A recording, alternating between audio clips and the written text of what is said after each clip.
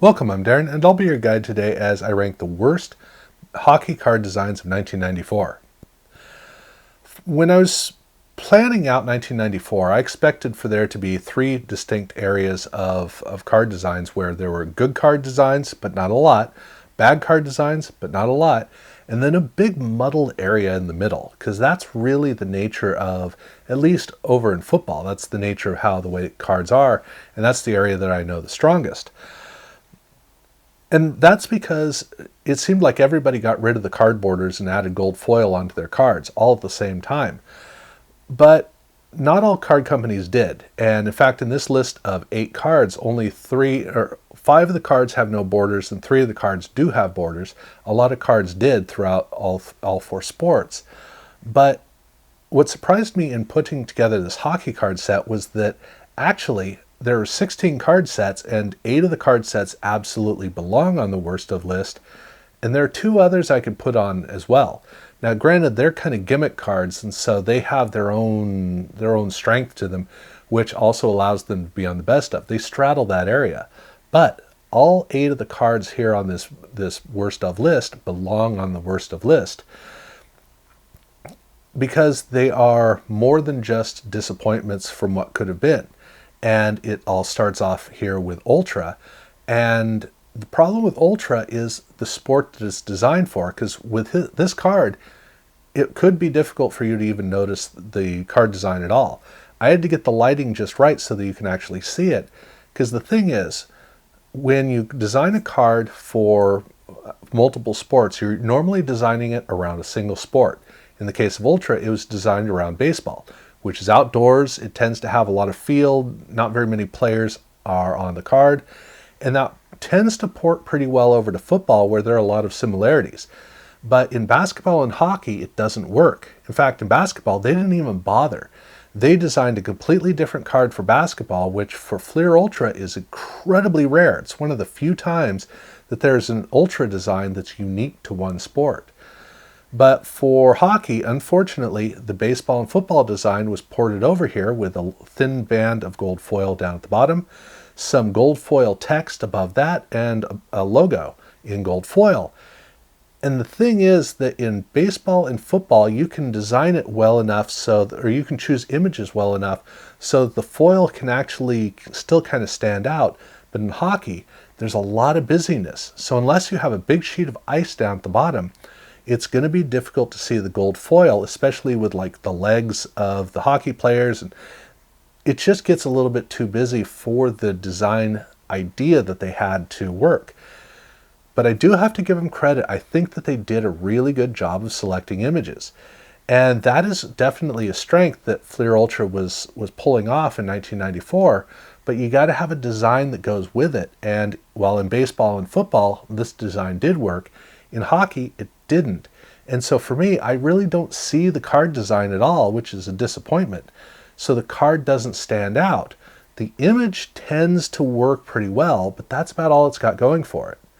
And when I step over to number 7, I'm stepping over to Pinnacle. And here it's kind of the same thing in reverse, where this is a very clear design.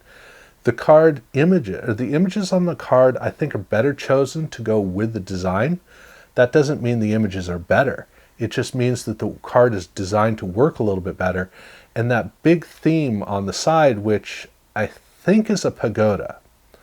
It's possible that it is a puck sliding across the ice. I'm not sure. Whatever it is, I don't like it. But as much as I don't like it, I do have to acknowledge it's very distinct. This is a card you're not going to get confused by. Anytime you see it, you know exactly what it is. So it has that strength to it. And it allows the card to be broken up on a card page so that when you look at different cards, all of the cards are more distinct. So while it's more successful, I don't like it as much as the Fleer Ultra card, where the design just is kind of lost. And then the last of my essentially honorable mentions at number 6 is Select, which is... Okay, so Select is kind of an interesting story. In 1993, they came up with a really good design, but they had a manufacturing failure. And they fixed it by the baseball traded set and by football, and those sets came out gorgeously. And then for some reason in 1994, they went with this idea for the set, which in baseball, it was a whole different idea and it didn't work. I do not like the baseball set. In football, it kind of works, but it's not very strong. It's not very clear. It doesn't work it doesn't work well in competition with other cards. But with hockey, I mean, so they have a little, you've got the gold foil down at the corner. They have an inset image that is a single color tint for the whole image with a jagged edge around the outside, which I guess is supposed to be like broken ice. But with these hockey cards, you could be forgiven for never noticing that inset image is there. At least in football, they had a big continuous line around the image that allowed it to be more distinct. But with this, it's a busy border and a busy image, and it just kind of runs together. And that means that the whole design theme of the card is just kind of lost. And the gold foil left to its own just on the outside doesn't really read well either. And the images aren't very strong. So this is a card that I do give them credit for crafting the card well, just not designing it well. And so it's one of those cards where I look at it and go, okay, I get what they were doing, and that's about all that I can say that's good about it. But we're stepping out of this into a top 5 or a bottom 5 that is, to me, very clearly differentiated from what we just saw. And that starts off with Leaf. And with Leaf, this gets back to what I was talking about with Ultra, where if you design a card for one sport and you stick it in another sport, it doesn't read well. Only I can't say that about this. I want to, because there is kind of a heritage of baseball to this design, but at the end of the day, this is a design that they committed basically all on their own. If this design had been done in baseball, it could have kind of worked. I mean, I love that little box down there with the holofoil, the rainbow holofoil. I love the way that it comes across. The problem with it, though, is that, like I said, these images are busy and it gets lost in it. But worse, I don't think that Leaf did a very good job of selecting images. So if you have a collection of Peter Forsberg cards from 1994, you're never going to notice this card. You're going to look at all of them, and this is going to be like a blind spot, like your eye just can't see it, because the image is not going to stand out, but neither is the card. And so neither component is going to read at all. I look at this card and I think it's a card back. I wonder what the design is like on the card front. That's the problem with it. It's not distinct. It has nice features. It has nice potential, but that's all it has. And if all you have is potential, then you just don't have anything. And that's the problem with this card. It's nice enough. It's just forgettable before you even look at it, while you're looking at it, and after you're looking at it. At number 4, I have Score, so Score is kind of weird, because in the case of Score, this is a card that's very clear. It's very strong. You look at it, you know exactly what it is. It's not confused with anything else, and it's intriguing. Absolutely intriguing, because you look at this card and you get right up in there and you start to explore it. It's got these things here, it's got those things, and it's got all this stuff that you kind of journey around and see. And the one thing you don't see is the player. I mean, in the case of the Pavel Bure card, you can kind of see him, but everything else is a distraction. It's fun stuff, but it's a distraction, and it's supposed to be all about the Pavel Bure card. But then when you look at the Dominik Hasek card, I just got to be honest with you. To me, that's a Pavel Bure card, because that's the only part of the image that's strong. They were playing a trick with a really gorgeous image. I love the image, but who is the card about? And that's the problem that these cards have, is that the cards are too dominant and you don't get to see the player, and the player just gets lost in it, to where when you go from card to card to card to card, you're not going player to player to player to player. You're going card to card to card to card. That's not going to work. There's nothing that holds my interest in these cards. It grabs my interest, pulls me in, and then I'm over it, because I want to get on to actual sports cards, which this clearly is not. That's the problem with the Score set. But now I got to move on to the part of this video that I've really been ruining, because when I started getting into the 90s, 95 was this I was nervous about getting to it for one simple reason. 1995 Fleer. Not a fan of the set. It's a weird idea. And so thankfully, I don't have to worry about it till 95, except the first iteration of 95 Fleer was 94, 95 Fleer Hockey, which means I got to talk about it now. And the idea that they came up with was, at this time, they were doing tons of inserts. And when you make 60 different inserts, you can throw all sorts of design ideas out there. Some of them will be good, some of them won't be good. Well, for some reason, at this point, they decided to do that with their main card sets.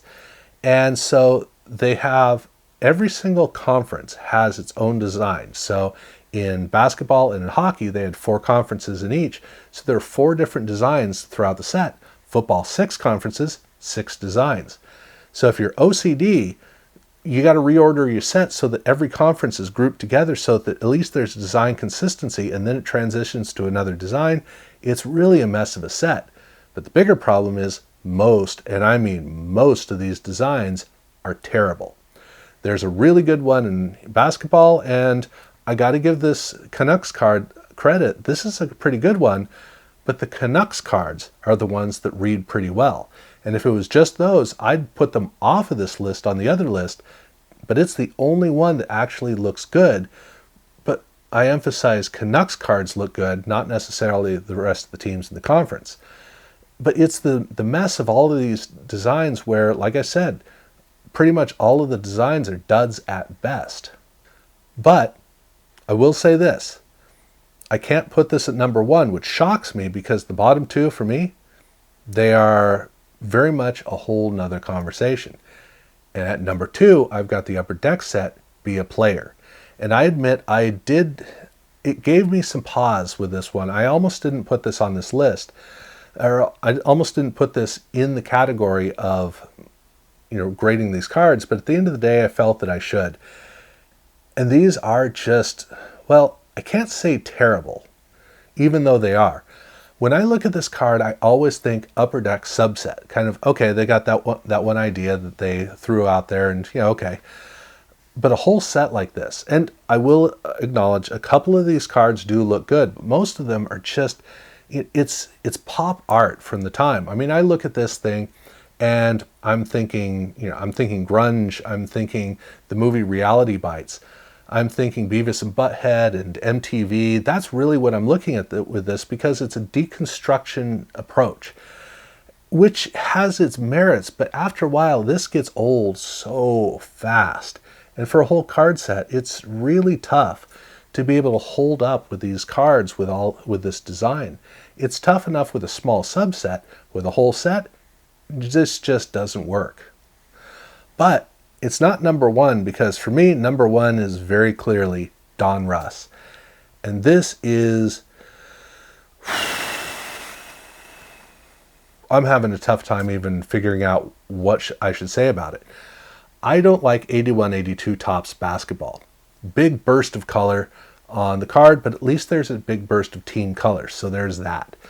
And I don't like the 94-95 Fleer basketball design, which has a big explosion of different color foil.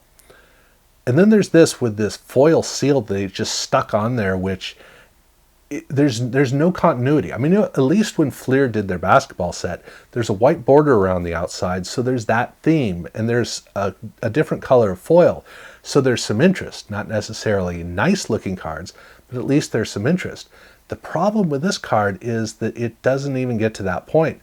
It is just a silver foil card, or silver foil seal, that does nothing with the rest of the card. It is so slapped on there.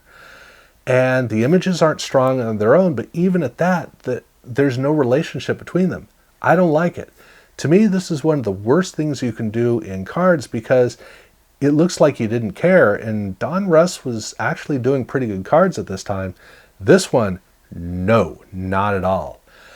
So how they got to this point, I don't know. But to me, this is one of the most jarring cards like ever. Just horrendous.